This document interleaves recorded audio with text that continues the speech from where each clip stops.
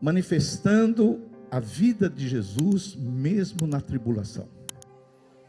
Eu quero trazer uma palavra de ânimo, porque nós não estamos isentos de luta e de tribulação. E se você trouxe a sua Bíblia, abra em 2 Coríntios capítulo 2, a partir do verso, 2 Coríntios capítulo 4, dos versos 7 a 11.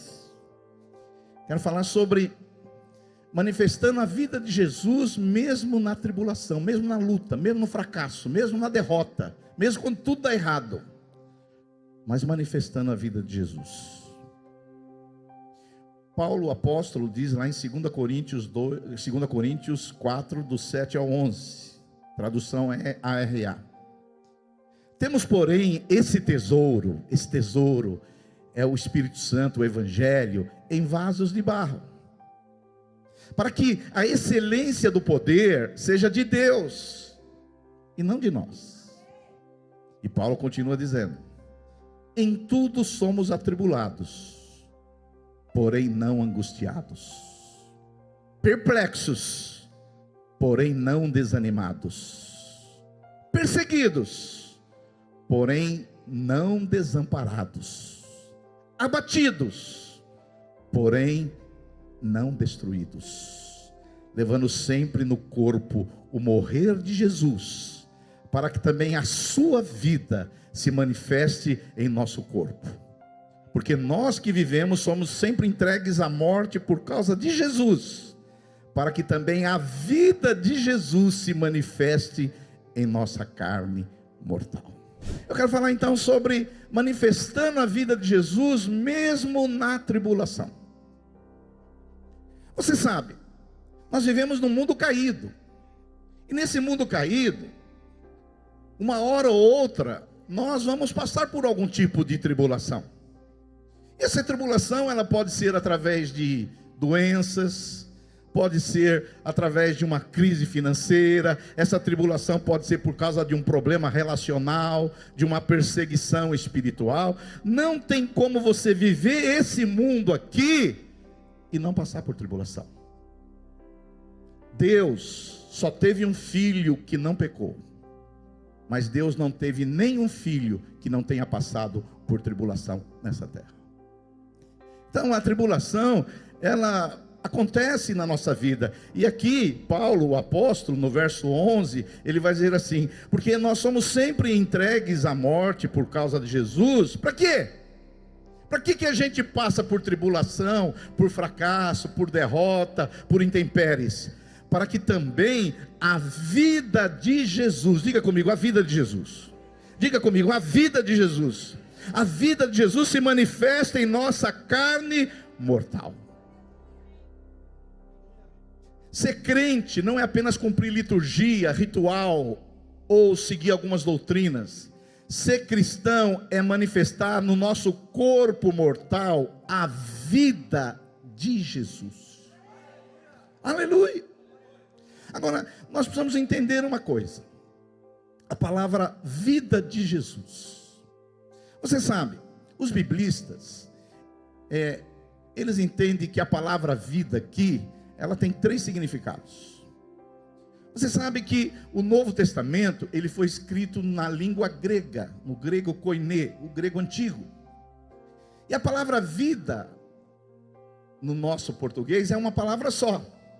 Mas no grego, existem 3 palavras que faz a gente entender melhor isso. A primeira palavra no grego para vida é bios, da onde vem a vida biológica, é onde faz o nosso coração funcionar. A palavra vida, bios. Tem uma segunda palavra para vida no grego, que é psique, que é da onde vem a palavra, o psicólogo, o psicológico, a nossa mente, as nossas emoções. Mas a palavra que aparece aqui, quando Paulo diz assim, que para que manifeste a vida de Jesus no nosso corpo, não é a palavra nem bios, nem a palavra psique, é a palavra zoe, que significa a vida que Deus vive. Então, se nós pudéssemos traduzir esse versículo, nós ficaríamos assim: para que também a vida que Jesus vive se manifeste em nosso corpo mortal. Então, ser cristão é fazer com que a vida de Jesus, a vida que Deus vive, a vida que Jesus vive, ela se manifeste na nossa vida. Não só o bios biológico, não apenas o psique dos sentimentos e da emoção, mas a vida que Deus vive. Por isso que quando você recebe a vida eterna, é para sempre, porque Deus é eterno e vive para sempre. Paulo, ele deixa mais claro isso lá no livro dos Gálatas, capítulo 2, verso 20, ele diz assim: já estou crucificado com Cristo, e vivo, não mais eu, mas Cristo vive em mim. E esse viver que agora tenho na carne, no meu corpo, eu vivo pela fé no Filho de Deus, que me amou a si mesmo e se entregou por mim. Então, se você nasceu de novo, hoje Cristo habita em você, a vida de Deus flui na sua vida. E o grande desafio hoje é essa vida de Deus, ela se manifestar em nós, não só aqui no culto. Porque a vida de Deus, quando a gente olha vocês adorando de uma maneira esplêndida, maravilhosa, a vida de Deus aqui na igreja, ela é maravilhosa. Mas essa vida tem que se manifestar lá no seu relacionamento conjugal, no seu relacionamento com seus filhos, no seu relacionamento com o seu patrão, com o seu empregado, com seus alunos, com o seu professor. Essa vida, ela tem que se manifestar o tempo todo. Eu estava contando para os pastores aqui, antes de começar o culto, a gente faz uma reuniãozinha rápida, que uma vez um menino lá na nossa igreja em Santo André, ele chegou para o pastor da época e disse assim: pastor, eu posso trazer a minha cama aqui para a igreja? E o pastor achou estranho. O pastor falou: menino, por que você quer trazer a cama aqui para a sua igreja? Ele falou: porque eu quero morar aqui na igreja, porque aqui meu pai e minha mãe não brigam.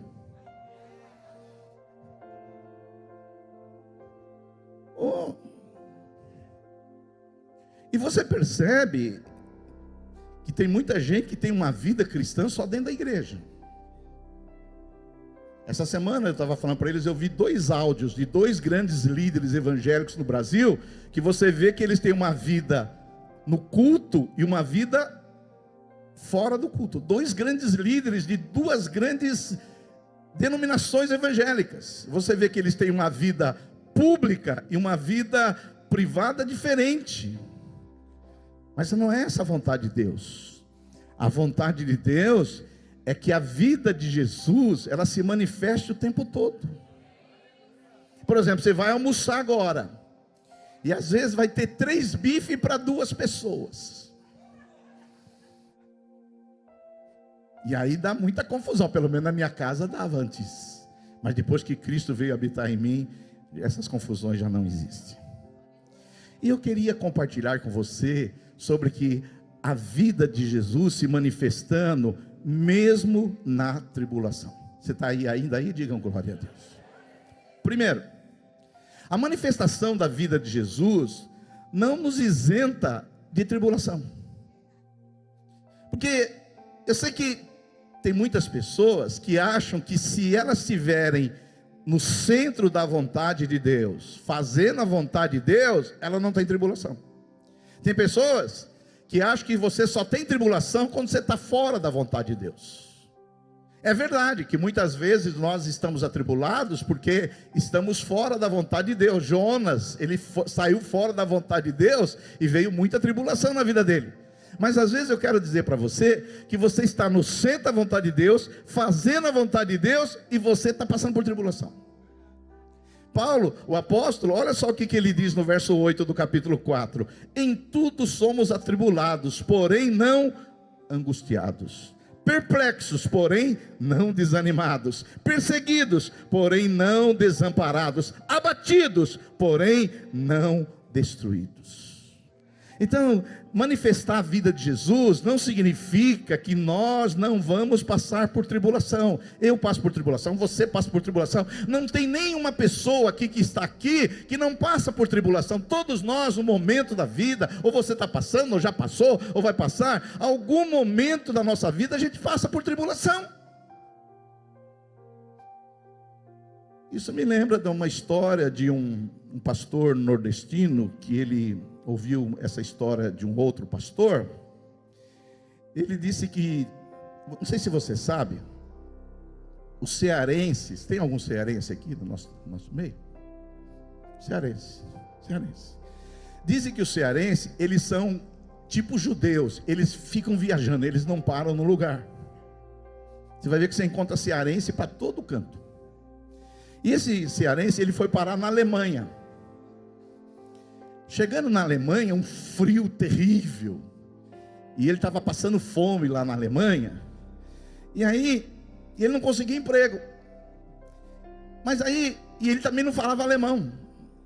Mas ele entendia um pouquinho de inglês. Aí, num jornal classificado, ele viu que o zoológico estava precisando de funcionário em inglês. E ele falou assim: vou lá no zoológico, estou passando fome, vou lá no zoológico. Chegando lá no zoológico, ele foi passar pela entrevista. O homem falou assim: sua cabeça é um pouquinho grande, mas pelo serviço dá. E aí ele falou: você serve, você tem um perfil para o que nós precisamos. Aí o rapaz falou: mas qual que é o serviço? Ele falou: o serviço é o seguinte: nós estamos no período de férias e o macaco ficou doente. E eu preciso que alguém ponha a fantasia de macaco, senão as crianças vão aqui vir tacar pipoca para os macacos, amendoim para os macacos, e um zoológico que não tem macaco não tem graça. Então você vai ter que agora vestir uma roupa de macaco, e as crianças, é muito simples o serviço, elas vão jogar pipoca em você, vão jogar amendoim em você, e você fica aí. E ele, passando necessidade, ele falou: é isso aí que eu vou fazer. E aí ele botou a roupa de macaco, estava lá, falou: fica lá em cima do galho, dá umas puladinhas de vez em quando, as crianças vão chegar em excursão, elas vão tacar pipoca em você, amendoim. E ele falou: é o que eu preciso. Aí ele estava lá, em cima de um galho, e as crianças tacavam pipoca nele, ele comia, porque estava com fome, tacava amendoim, ele comia, tacava pirulito, ele comia. E aí ele foi balançando, de repente ele caiu na parte que estava o leão. Coitado do cearense. E aí o que aconteceu? Quando ele cai na parte do leão, ele começa assim, ele vê o leão na frente dele, ele fala: meu padrinho padece isso, me livra desse negócio. Meu padrinho padece isso, me livra, para esse leão não me comer. Aí o leão falou: ô cearense, fica quieto que eu também estou cearense, eu estou aqui, nós vamos perder o emprego. Cala sua boca, senão nós vamos perder o emprego.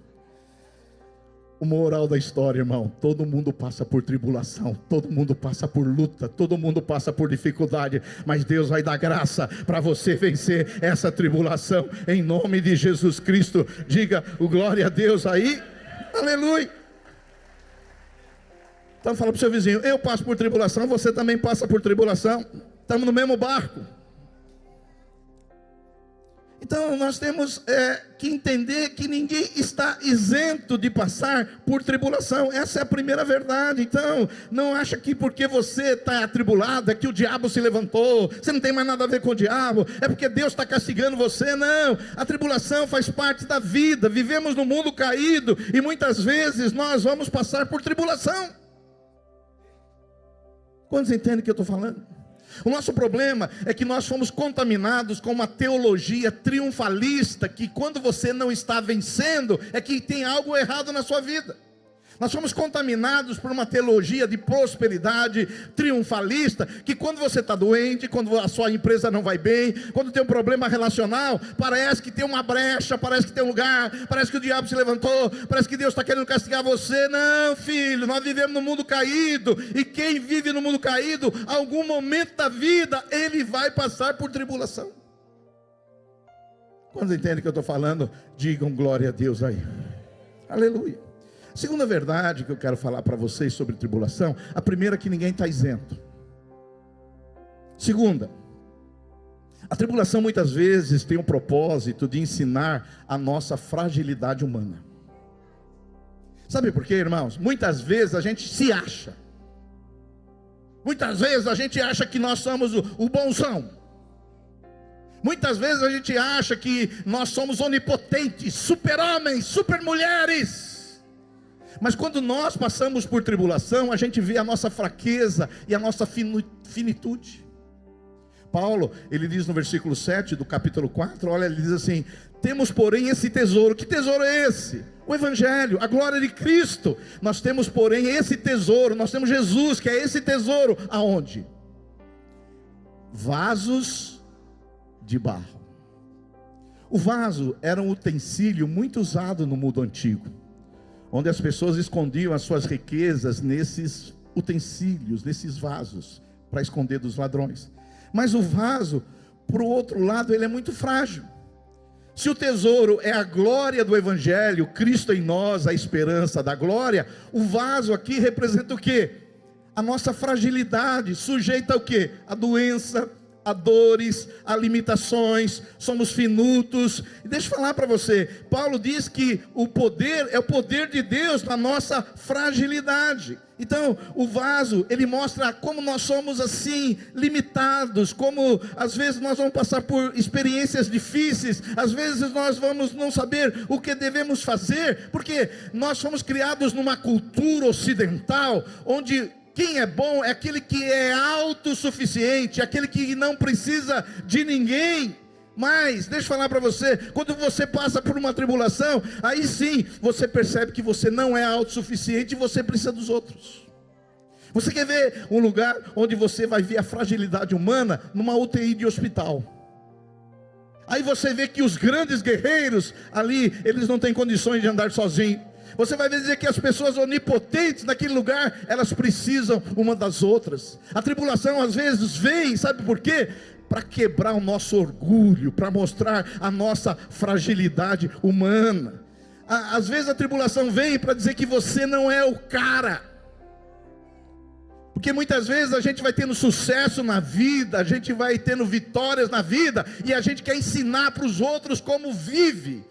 Porque agora você sabe viver, você quer mostrar para os outros como se vive, mas quando você passa para a tribulação, você vai lá no pó, você põe a cara no pó e vê como frágil e infinito você é. Porque à medida que nós vamos vencendo na vida, a gente acha que a vida é só de vitória, vitória, vitória, vitória. A gente acha que nós temos muito que ensinar. Mas muitas vezes a tribulação veio para botar a nossa cara no pó. Paulo era um homem arrogante. Paulo foi criado aos pés de Gamaliel. Paulo, ele se achava o supra-sumo, mas quando ele passou por tribulação, ele falou: daqui para frente eu não vou gloriar em mim mesmo, eu vou gloriar nas minhas fraquezas. Aleluia! Nós somos de uma cultura triunfalista, e o meio evangélico ainda alimenta mais isso, que quando uma pessoa ela passa por uma doença, quando uma pessoa tem um problema financeiro, quando a pessoa ela tem uma empresa que não dá certo, a gente acha que tem alguma coisa errada na vida dela. Você que está aqui nessa manhã, às vezes você está passando por um problema financeiro, às vezes você está com uma doença, e aí botaram na sua cabeça que isso aí é símbolo de derrota. Não, isso não é símbolo de derrota, isso faz parte da vida. E às vezes Deus permite isso nas nossas vidas para botar a nossa cara no pó. Você vê, eu vou visitar minha mulher agora depois do culto. Minha mulher, nesses 40 anos de casados, eu nunca vi ela doente, nem com gripe. Nem com gripe. No Covid, para ela tomar a vacina, ela está nos assistindo.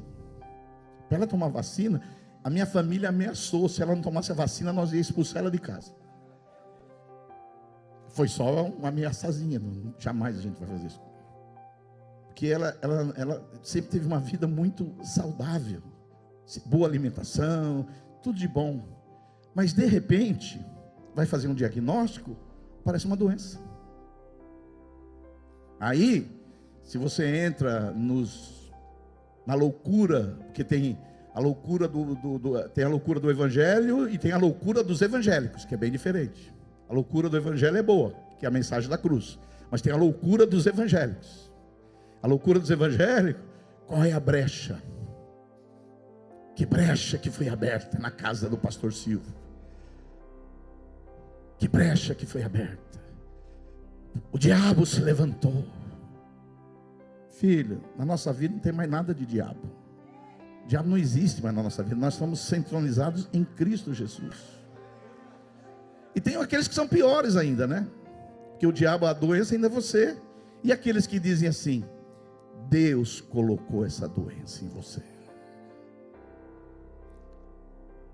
como se nós vivêssemos em outro mundo, como se crente não ficasse doente, como se o diabo faz o que ele quer. Isso faz parte da vida. A vida, você vai ter tribulação, sim ou não? Mas a tribulação, ela mostra o quê? A nossa fragilidade. Você vê, como que eu ia querer ser um capelão no hospital se a minha mulher não ficasse doente?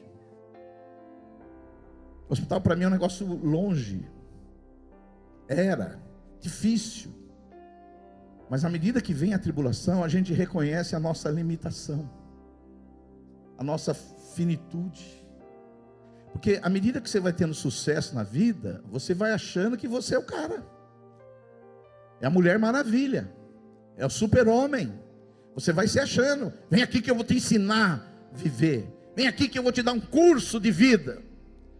Mas quando você passa pela tribulação, aí não. Aí você põe a cara no pó. Você vê a sua dependência da graça e da misericórdia de Deus. Nós somos uma cultura ocidental alimentada por alguns pastores que não pregam o evangelho corretamente, que ser vice-campeão é derrota. Eu não sei se você é da época. O Brasil, ele foi campeão do mundo, pastor Evânio, você que gosta de futebol, em 94. Só que em 98, o Brasil foi vice-campeão do mundo. E a nação virou assim uma melancolia, porque foi vice. Porque na cabeça de um brasileiro, ser vice é o primeiro pior, não é o segundo melhor. Essa é a nossa mentalidade. A nossa mentalidade é uma mentalidade triunfalista, ao ponto de que quando você passa por algum intempérie, alguma adversidade da vida, uma tribulação, você acha que tem coisa errada, mas não tem nada errado não. Às vezes, não é que Deus manda a tribulação, é que Deus permite a tribulação para falar, eu vou falar para o Silvio Galli quem ele é. Ele está se achando agora. Ele está se achando que ele é o cara. Agora eu vou pôr ele no seu devido lugar. E Paulo aprendeu isso, a ponto dele dizer, eu me glorio nas minhas fraquezas. Aleluia! Aleluia! Então quando você vai num hospital, ali você vê a fragilidade humana, a fraqueza humana.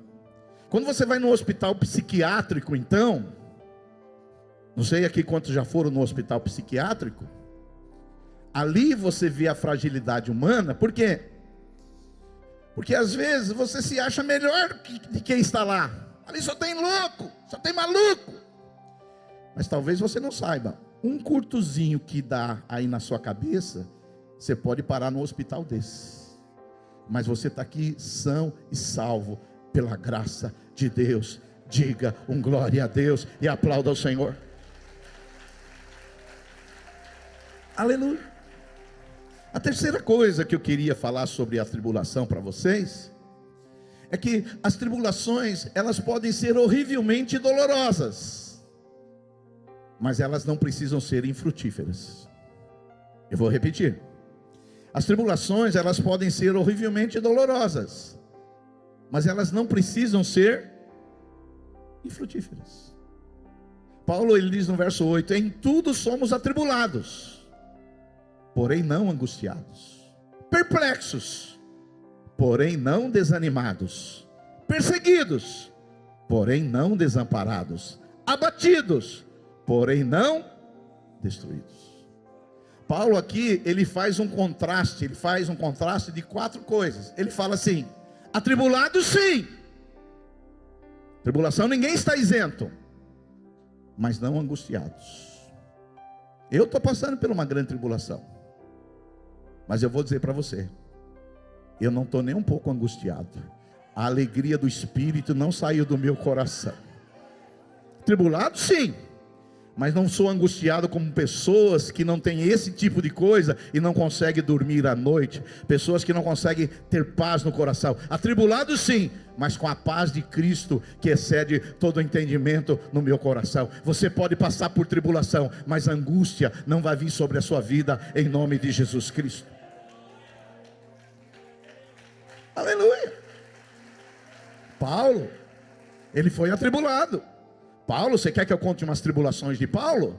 Paulo, ele foi perseguido em Damasco, ele foi rejeitado em Jerusalém, ele foi esquecido em Tarso, ele foi apedrejado em Listra, ele foi açoitado em Filipos, ele foi escorraçado em Tessalônica, ele foi chamado de tagarela em Atenas, ele enfrentou feras em Éfeso, ele foi preso em Jerusalém, ele enfrentou naufrágio a caminho de Roma, ele foi picado por uma cobra em Malta, ele foi chamado de impostor na igreja que ele plantou lá em Corinto, e por todas essas tribulações ele passou, mas não havia angústia nele.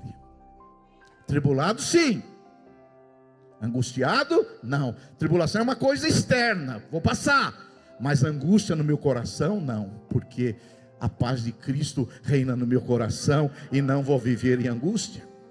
Então, como eu disse, a tribulação, ela pode ser dolorosa, mas ela não é infrutífera. Por quê? Porque na tribulação você pode ter a paz de Cristo.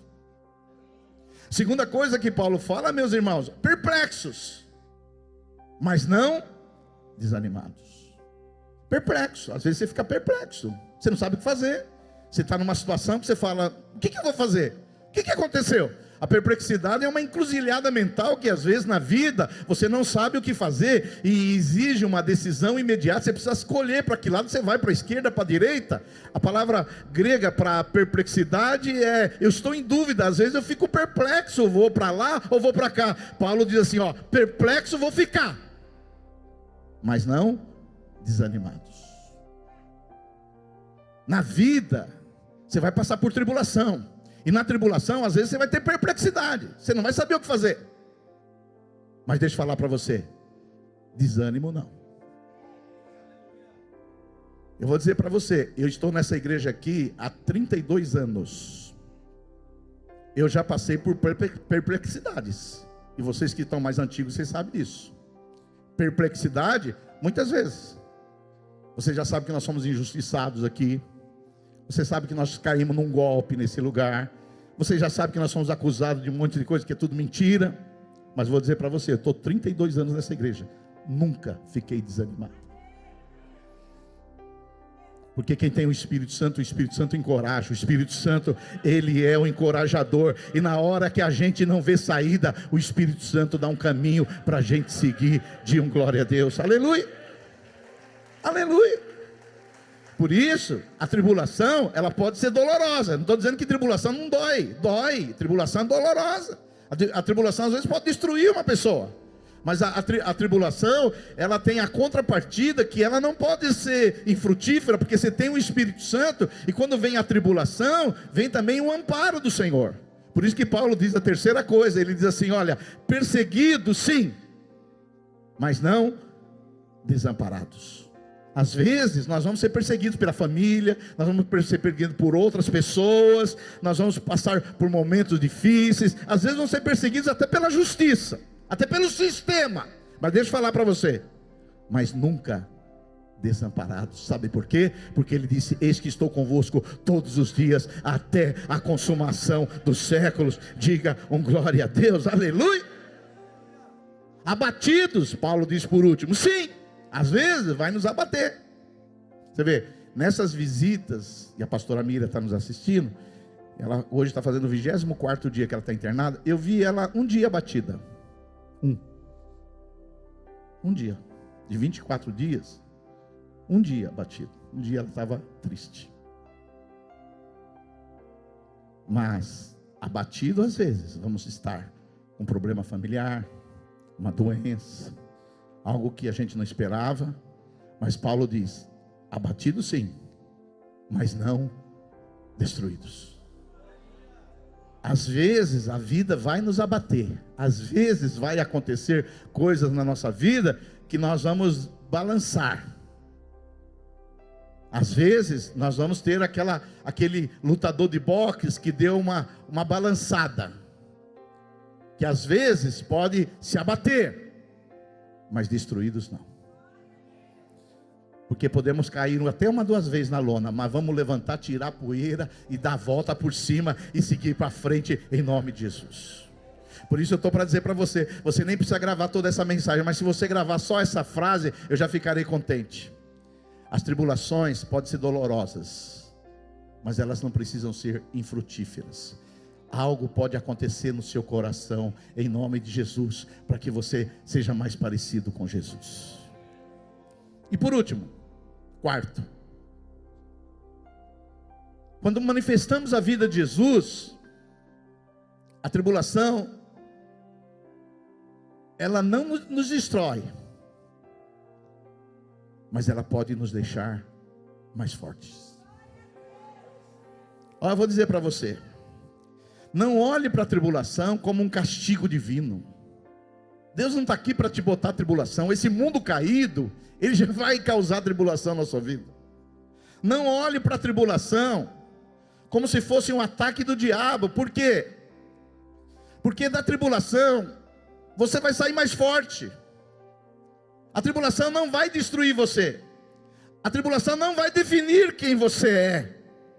Porque se a tribulação ela pode nos destruir, e algumas pessoas ela destruiu, mas a tribulação também pode fazer com que nós sejamos uma pessoa mais fortes. Nós podemos sair da tribulação do outro lado mais fortes do que nós chegamos naquele lugar. Eu quero dizer para você, para encerrar, o mesmo martelo que despedaça o vidro, ele forja o aço. O mesmo fogo que queima a palha, purifica o ouro. O mesmo sol que amolece a manteiga, ele enrijece o barro. O mesmo vento que intimida o pardal, ele faz a águia voar mais alto. Eu quero dizer para você, se você está passando por tribulação, não foi Deus que mandou a tribulação, nem o diabo que mandou a tribulação faz parte da vida, mas eu quero dizer para você, que a tribulação pode deixar você mais forte, você pode sair do outro lado muito mais forte, aleluia. Você sabe, que as pessoas mais fortes hoje, foram as pessoas que mais passaram por tribulação. Os mais antigos aqui, que lutaram pela vida, que tiveram que trabalhar aí a partir dos 10 anos de idade, que acordava às 4 da manhã, esse que às vezes teve que sustentar a família, esses que passaram aí por muitas coisas, às vezes eles são muito mais fortes do que essa geraçãozinha que está chegando aí. Você vai pregar no culto da noite, Fernando, mas não precisa falar isso porque vai ter muito jovem.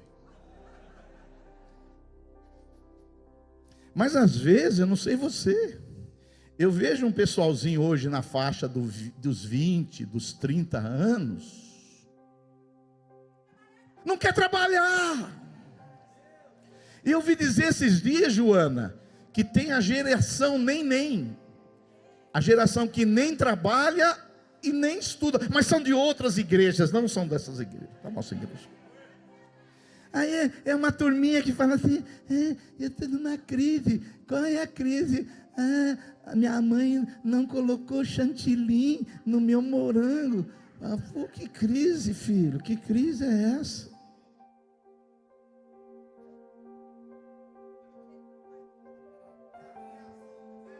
É a criação Nutella. Eu não sei você, mas eu, para comer fruta, vou dizer para você aqui, na presença de Deus, eu queria comer fruta, sabe o que meu pai falava? Vai pegar embaixo da banca da feira. Não é que na banca da feira tinha coisa boa, não.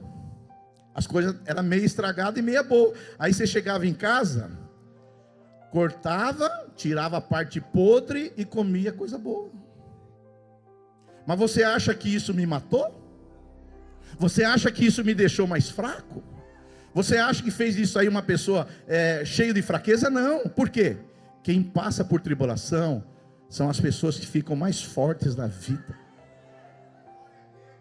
Beethoven, talvez um dos maiores compositores que houve nesse planeta, ele descobriu que estava ficando surdo, e ele compôs as mais belas músicas e sinfonias que existem. Eu vim dizer aqui para você hoje, está passando por tribulação? essa tribulação, ela não veio para destruir você.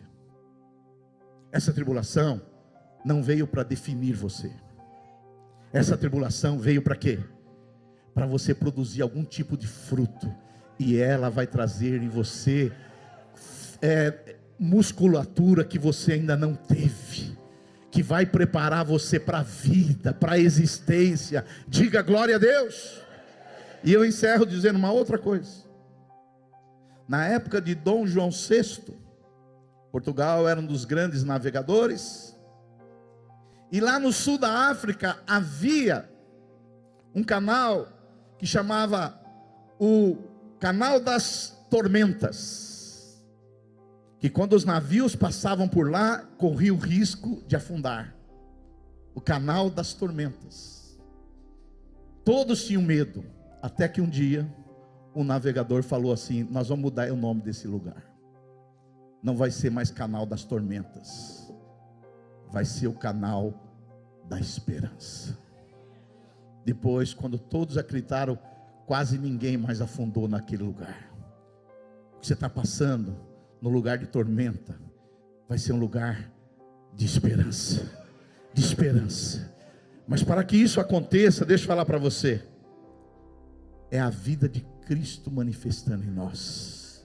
Não importa se o seu negócio faliu, não importa se o seu castelo ruiu, não importa se o seu sonho não realizou, não importa se o seu diagnóstico foi o pior possível, não importa se as pessoas te deixaram.